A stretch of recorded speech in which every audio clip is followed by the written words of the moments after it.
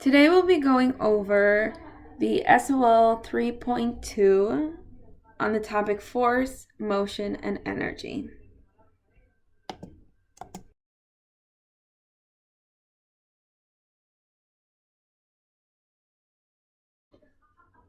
So what is force? A force is a push or pull on an object that is caused through interaction of one object on another. So for example, when you play baseball, when you use the bat and the ball, the impact from hitting it is what we call the force. We can also find this topic of force when we, for example, a little girl and her hair. So her mom is combing her hair, and the action of the comb with the hair as it's being brushed, we call that force.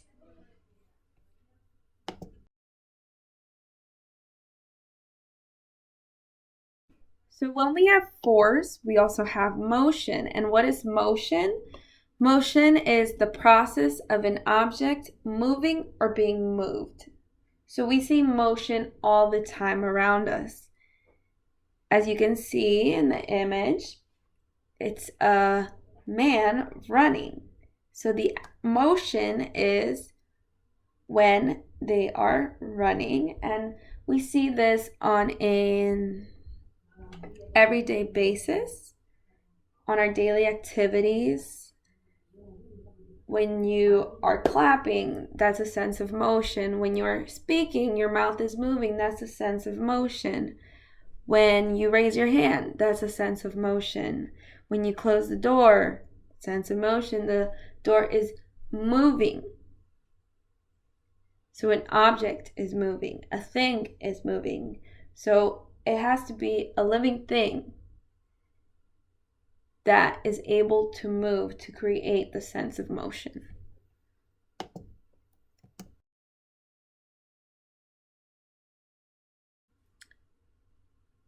So now we are going to go over what is motion in an activity. I will have one of you guys come up on the board, and you'll be raising your hand, and John will be moving the objects accordingly to what you guys believe is representing motion. So the first image is of a person running. Now if we go over what is motion, motion is the movement from one place to another from an object or a thing, person, creating this sense of movement. So the first image is of a person running. So yes, it is motion. The second one is of a girl standing straight without moving. So no movement is not motion, right? Because motion is defined with movement. So she's standing, there's no movement. So it's not motion, correct. And then we have a dead bird. So beforehand, on the slide before, I had said that something that is dead cannot create motion because it's not able to move. So no, it's not motion. Then we have two children talking to one another.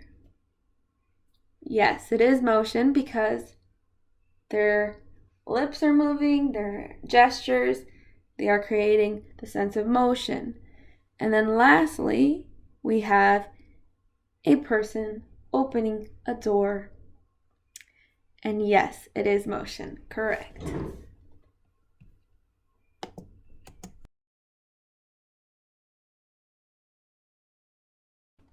Now we're going to go over What is energy? Energy is the capacity for doing work. So energy is transferred from one thing to another. Let's go over the image here of this girl holding a ball. So she's at the top of the stair. When it's not being thrown, just the action of her holding it, not letting it go, that's what we called potential. So she's at potential energy when it's not released. Just the action of her before releasing it is potential energy. Then we have the same girl with the same ball, but this time she's going to release it. So now that it's falling, that's the sense of kinetic energy. So it's transferring from one type of energy to another. It's going from potential through kinetic when she releases it.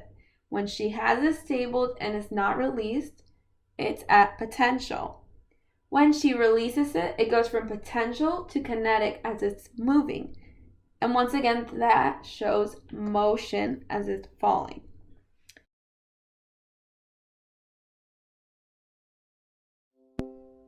Now we're going to go in more depth within the two types of energies that I explained beforehand in the previous slide.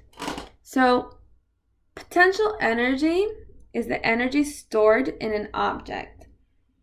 This is because of its position or state. So before you do something, before you release it, before you throw it, before you catch it, so it's a before action. So whatever state it's at before it's being moved, transitioned, or released. So as you can see in the picture, we have books on the side of a table. So on top of the table. And there's one book that's about to fall, but it's not falling yet. So it's at the edge, but it's not yet in the form of kinetic energy where it would be falling. It's at the point where it's about to, but it's not. So it hasn't been released yet. So that's potential energy.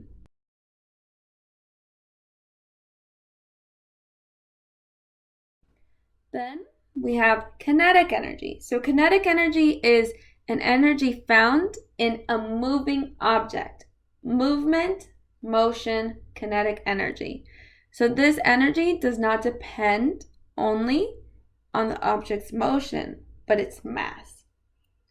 So kinetic is when the object has been released and is in movement. So we have potential when it's stable. And then once it's released, it's transformed into kinetic because the object is in movement. So like, for example, the car. The car would be potential when it hasn't been driven. So it's not driving, it's not moving. If it's parked, then it's in potential energy. As soon as the car starts rolling, starts driving, the energy has been transformed from potential to kinetic energy because of the movement. Roller coasters too, before they start, they are at potential energy, correct? And then once it starts moving, it's no longer stable and in place. It's moving and has speed, therefore it's kinetic energy.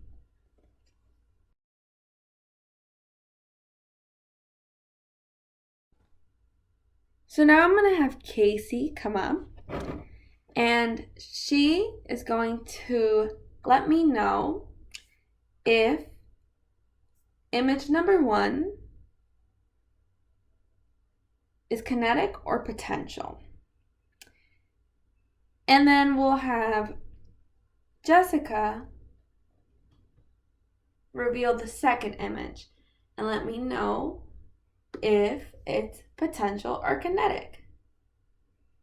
So, the first image, what do you think? They're moving. Movement is related to Correct. Kinetic energy. Because the ladies are moving, they're walking. If they were standing, it would be potential energy. Correct. So, the second image.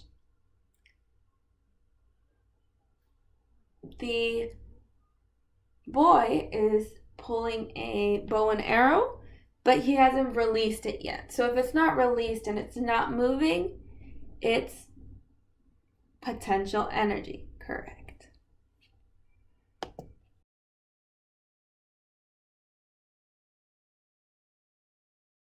And to finish off this lesson, before we put this concept into a experiment, we're going to watch a small clip from Bill Nye the Science Guy on the concept of energy and the different types of energies that were brought up today, which were potential and kinetic.